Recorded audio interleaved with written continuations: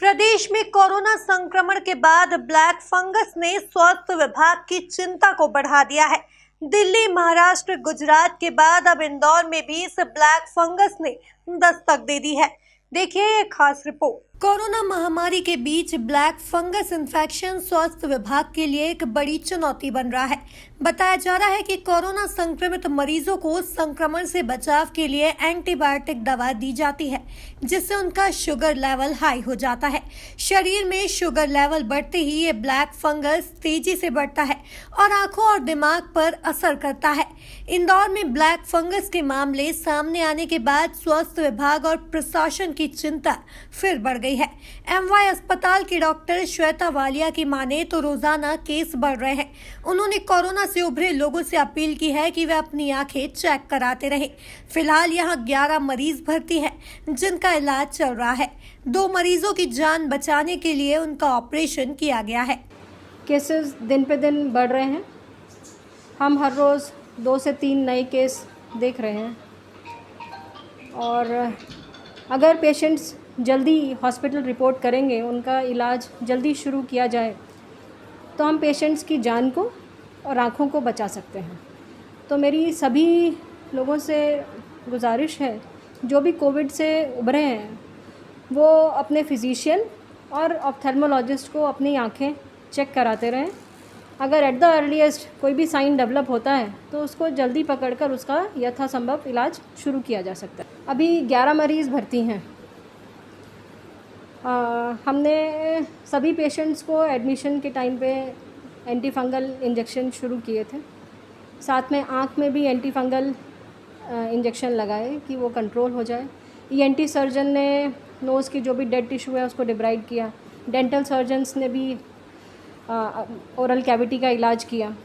हम भी conservative management पे रख रहे थे, पर 2 पेशेंट्स फिर भी प्रोग्रेशन में थे, तो उनको हमने कल उनका एक्सेंट्रेशन ऑपरेशन किया है ताकि उनकी जान बचाई जा सके, ब्रेन में इन्फेक्शन के स्प्रेड को कंट्रोल किया जा सके। वो थोड़े से डिसओरिएंटेड होने लगे थे। They were not oriented to time and place and person. उनका जनरल स्थिति भी बिगड़ रही थी। आँख ज़्यादा बाहर आने लग गई थी। बाहर की चमड़ी पे भी, आँख की बाहरी चमड़ी पर भी फंगस दिखाई दे रही थी।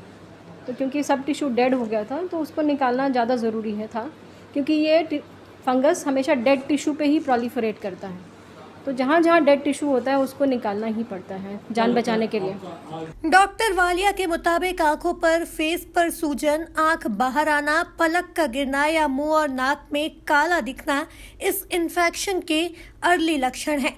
डॉक्टर का कहना है कि नमक पानी के गरारे करें, मास्क को बदलते रहें।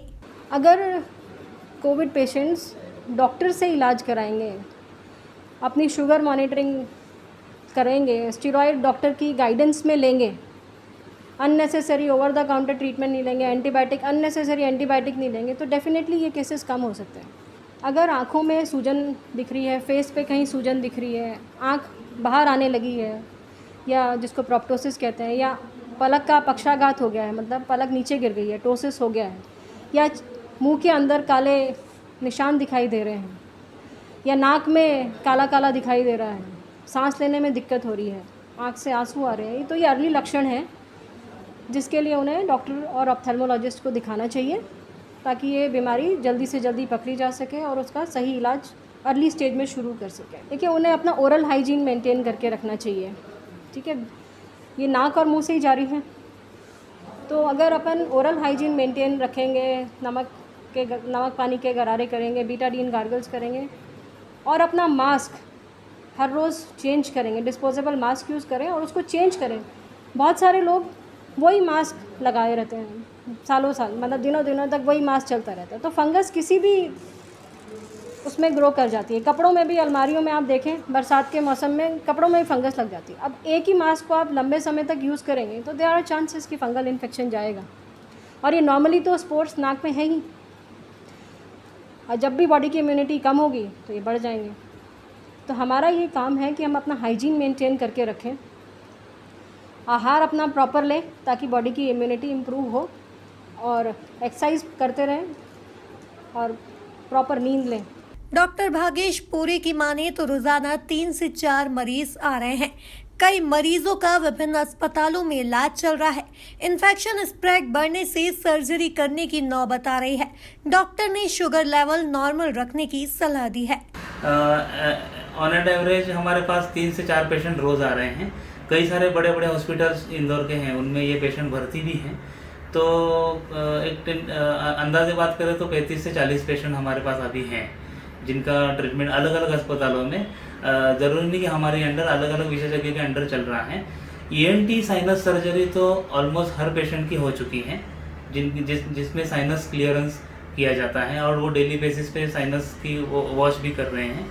बाकी as far as eye removal is concern, eye removal ये टर्म इस्तेमाल करने से अच्छा हम उसको ऑर्बिट रिमूवल कह सकते हैं। ऑर्बिट रिमूवल सर्जरी जो है ये बहुत इनिशियली हमने प्लान किया कि बहुत कम लोगों में ये करना पड़े, तो जितना हो सके हम ये सर्जरी पोस्टपोन करते जा रहे थे to save the eye of the patient.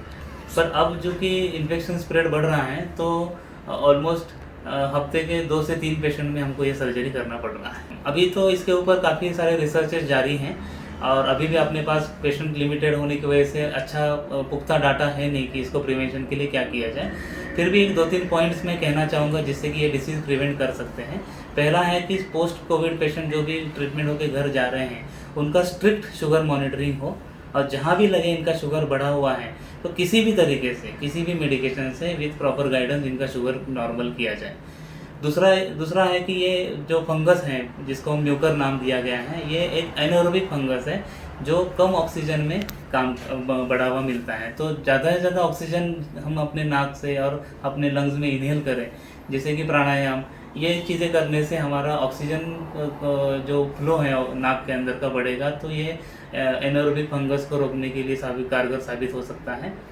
और एंटीसेप्टिक सॉल्यूशन जैसे लिक्विड आयोडीन सॉल्यूशन होता है जो काफ़ी कॉन्सेंट्रेटेड होता है, पर उसको 5 ml नॉर्मल सलाइन में, नॉर्मल डिस्टिल वाटर में डाइल्यूट करके अगर उसके ड्रॉप्स बना के हम अगर नाक में इस्तेमाल करें, दिन में 1-2 ड्रॉप दोनों नाक में डालें, तो ये फंगस को प्रिवेंट करने में हम अपनी मदद कर सकते हैं। जिन पेशेंट्स के इन्फेक्शन साइनस के ज़रिए ऑर्बिट में जा रहे हैं और ऑर्बिट के बाद वो ब्रेन तक जा रहे हैं, तो उन पेशेंट्स को हम उनका हम जान बचाना हमारे से संभव नहीं हुआ है। तो कुछ मौतें ज़रूर इसके बाद ये बीमारी में, एग्जैक्ट आंकड़ा नहीं कह सकते क्योंकि अलग अलग हॉस्पिटल के अलग अलग डाटा है और अलग अलग सर्जन इसको ट्रीट करें। कुछ पेशेंट्स की आई ऑपरेशन हुए भी नहीं है, उनका इन्फेक्शन, कुछ पेशेंट में तो फंगल इन्फेक्शन डायरेक्टली ब्रेन में ही पाया गया है। तो ऐसे केसेस में तो वो पेशेंट को बचाना काफ़ी मुश्किल रहा। वैसे तो म्यूकरमाइकोसिस अपने आप में एक जानलेवा बीमारी है और इसके जितने भी इलाज ENT surgeons as orbit surgeon हम कर रहे हैं या न्यूरोलॉजिस्ट कर रहे हैं, ये सिर्फ इसका पूरा इलाज का इंटेंशन ही है कि पेशेंट की जान बचे। देखा जाए तो कोरोना संक्रमण के बाद ब्लैक फंगस इन्फेक्शन ने भी इंदौर में दस्तक दे दी है, जिसके बाद रोजाना नए मरीज सामने आ रहे हैं। Bureau report MP news Indore.